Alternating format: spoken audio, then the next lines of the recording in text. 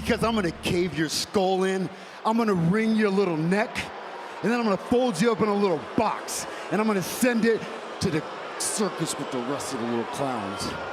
What's going on, YouTube? It's Sensei, place to be chilling, showing you Mr. A&D, back to give you guys another Raw review for the last Raw of the Thunderdome era. So I figured I'd go out here and do this Raw review because obviously I was not planning on doing this review because I haven't been watching Raw or don't watch Raw. But I said since it's the last show of the pandemic, before we go back to live crowds on Friday Night Smackdown right into Money in the Bank, which in my personal opinion, it probably should just wait till Money in the Bank to be the day that you get the crowds back, and then you can start off with a fresh Raw and Smackdown next week with the crowd being back. So will the crowd being back help the shows? Absolutely. But it won't help them by that much because the writing is still shit. The booking is still shit when it comes to Monday Night Raw. But in this episode of Raw, I'm going to just give you guys a quick rundown. Basically, it's been a while since I did a Raw review, but I'm like, I don't feel like being in front of camera talking about Raw. That's why you guys are getting the audio version of this, so I do appreciate you guys sticking with me here. Bobby Lashley and Xavier Woods are starting off the match because Bobby Lashley has been in this rivalry with New Day because he's going against Kofi Kingston on Money in the Bank. And here's my thing. It's like 1 week it's like, okay, he's like going up against Xavier Woods or in tag team matches with the New Day and certain different kinds of things. I'm like, if he still had a Hurt Business, just saying, there's ways you can stretch these different matches out of different members of the Hurt Business that they could have been going up against. But you know what? I'm not going to keep being a dead horse when it comes about my dislike of them not having a Hurt Business. But Bobby Lashley goes up against Xavier Woods here. The whole match, Bobby Lashley is dominating, and then he goes for the spear on Xavier Woods, and then he gets a little too cocky. He's picking him up, I guess, to go for a dominator, but then Woods rolls him up, and then after he rolls him up, he wins the matchup. And Bobby gets pissed at first, but then he just like is in shock, like, what the hell just happened? And he walks right past MVP, and he walks past Lashley's ladies, and he just walks away. And I was like, okay, this is kind of different. So I was kind of like, okay, well, what's going on here? Because I thought he'd just go out there, and after that he'll try to attack Xavier Woods or Kofi Kingston, but no, that's not what happened. Then after that we get a segment for Alexa's Playground with Eva fucking Marie and Doudrop, and it wasn't really nothing as they invited Alexa invited him on there.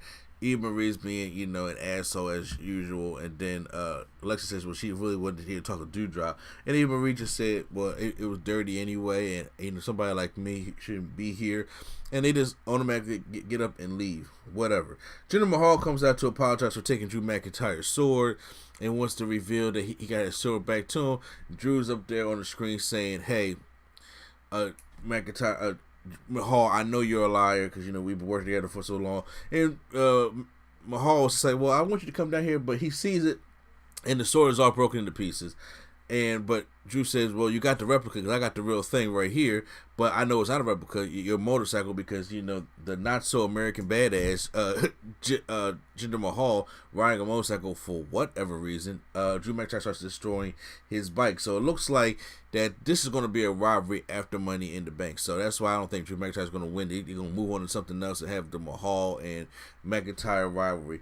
Fatal 4-way, Nikki Ash versus Asuka versus Naomi versus Alexa Bliss.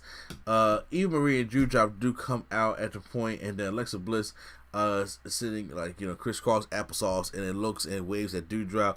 She comes out, but Doudrop tries to talk to her, but then she walks right past and tries to go after Eva Marie. Then Doudrop attacks her, then takes her over the barricade and throws her.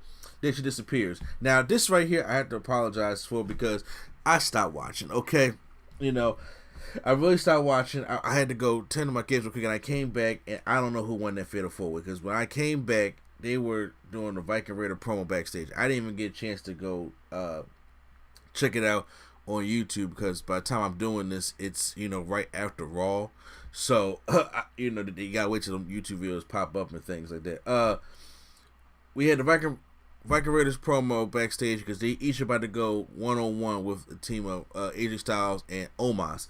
So AJ Styles goes up against Ivar, and it's a little quick. It's a a solid TV match as AJ runs to the corner. Ivar kind of sits on his chest and pins him, and Ivar beats AJ Styles. So now it is time for Omos's debut, and then they make Omos look very, very strong. He doesn't take no bumps by Eric. Eric is trying to give him everything he can, but Omos sits there and just like runs him over, and then gives him the two-handed choke slam, which is like every over 7-foot person who still learn how to wrestle finishing move. I'm just like, okay, there could be another big man finish move to do. It's either that or the big boot. So Omos wins. Sheamus backstage beat up Humberto Carrillo again. So when they come for the United States Championship matchup, I'm assuming Humberto won the come out there hurt, and it's a Humberto Carrillo.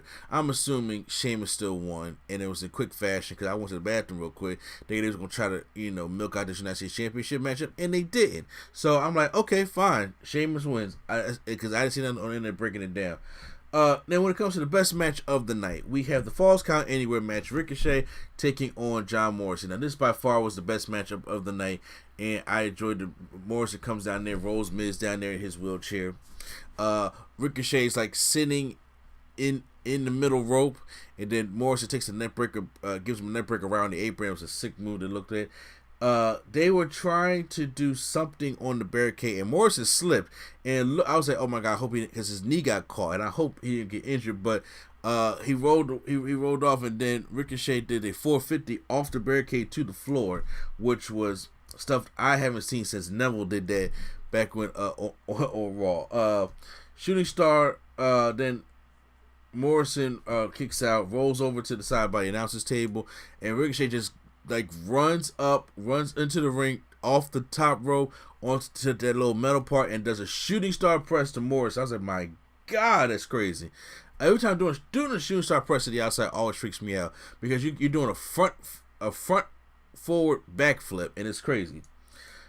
Then Morris is on the outside with Miz, and then Ricochet trying to dive on him, and then he's high right behind the Miz, and Ricochet says, okay, cool, no problem. So that he launches himself over the Miz right onto Morrison. So one of them kind of like far jumps he did with Velveteen Dream, except this time he wasn't about landing on his feet. He landed on Morrison as they fight up the ramp.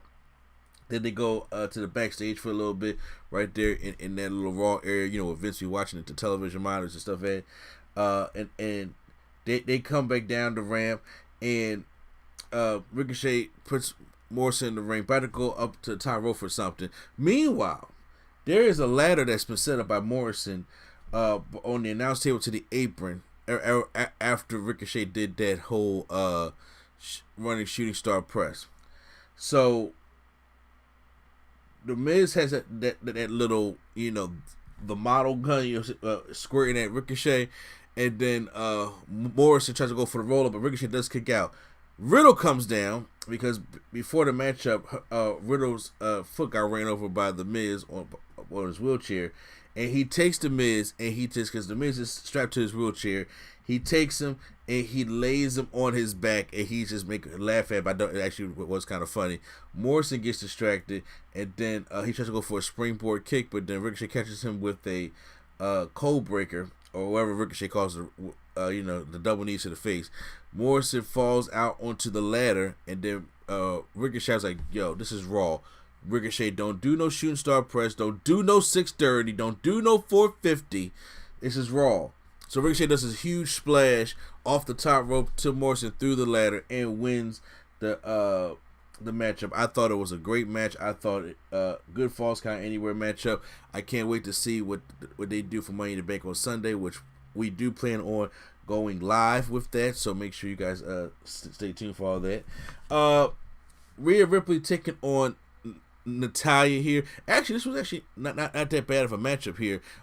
As Natalya's running in, Rhea gets up and kicks her right there on the side of the head, makes a daisy or doozy, and then goes for the riptide and beats Natalya. So it's just something to get us ready for her Charlotte matchup. Charlotte matchup for Money in the Bank. Then we're going to finish off the night with the MVP Lounge with Bobby Lashley, because he said, look, the champs is going to do a little bit something right now. We're going to have a little champagne, we're going to have ladies out there, we're going to party a little bit before Money in the Bank. Everything's going to be cool. So that he's out there with the Lashley ladies at the MVP Lounge with champagne, and he's sitting out there and he's celebrating, and then he calls out Bobby Lashley, doesn't come out. He calls him out again, doesn't come out. He has the ladies help him and calling him out. He does not come out. So then Bobby Lashley just comes out. He comes out in a suit, but it's like his suit's not tucked in. You know, he's just wearing the vest. He has a tie on, but his the top of his neck's not. But he looks very sloppy. He comes up with the championship, and he comes in there, and then he grabs the mic and he says, "Ladies, I need to talk to him alone.